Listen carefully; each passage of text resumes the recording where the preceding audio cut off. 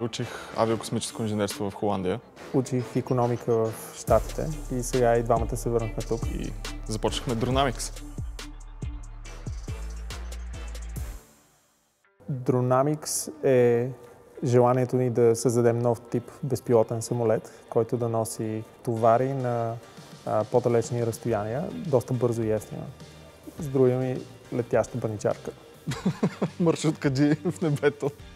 Всичко започна, когато видях дроновете на Амазон. По същото време Косио още беше в Холандия и работеше в една фирма за авиокосмически продукти от композити и Косио ми писа по скайп: хайде, когато ще идваш в Холандия, да ми донесеш малко от българското сирене, защото в Холандия май има само кашкавал. И аз му казах: ами, нали си инженер, построй си дрон. И така. Оттам тръгна всичко.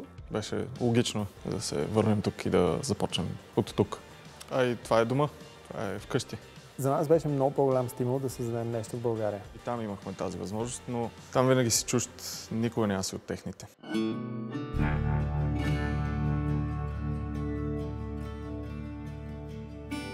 Това да работиш в голяма, огромна компания на Запад в авиоинженерството означава много често, че ти работиш по един гигантски самолет, а на теб се пада една много малка част и ти прекараш 2 години от живота си да работиш върху една панта. Пантата е съвършена, Пантата е съвършена. Или дръжка. Тук има доста възможности, особено за първата фаза на прототипиране на развойна дейност. Е много хубаво и удобно място. Последните 70 години това го е нямало. Имали сме 3 фабрики, които са произвели 1000 бройки самолети, над 40 нови модела са разработили. За нас беше предизвикателство това да го направим тук, за да се възроди тази индустрия. Защото на Запад всеки може. Там не е толкова интересно. Има страшно много възможности тук. България ще става все по-хубава за живота. В момента сме 20 души общо. Повечето са авиоинженери. Над половината, може би, от колегите ни са учили или живяли в чужбина. Но веднага, щом се открива възможност, те са се върнали. Някои хора може би си мислят, че да се върнеш в България е провал или крачка назад.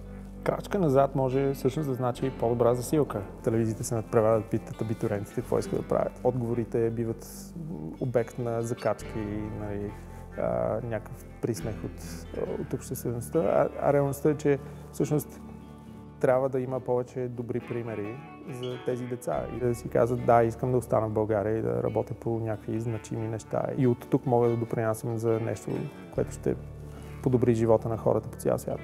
За нас е важно да сме добър пример. Струва си. Във всичко има риск.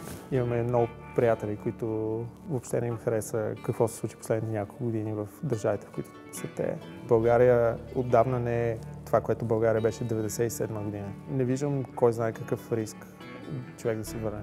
Даже напротив, България, колкото и да има кусури и трески за дяване, тренда определено е нагоре и ще става все по-хубава за живота.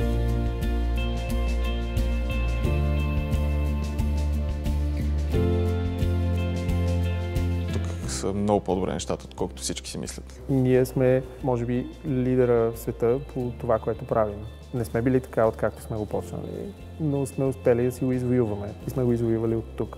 България е една страхотна държава. Не е непременно най-великата, но е много по-добра, отколкото е била миналата година и по-миналата и по-по-миналата. Искаме да сбъдваме мечтите си в България.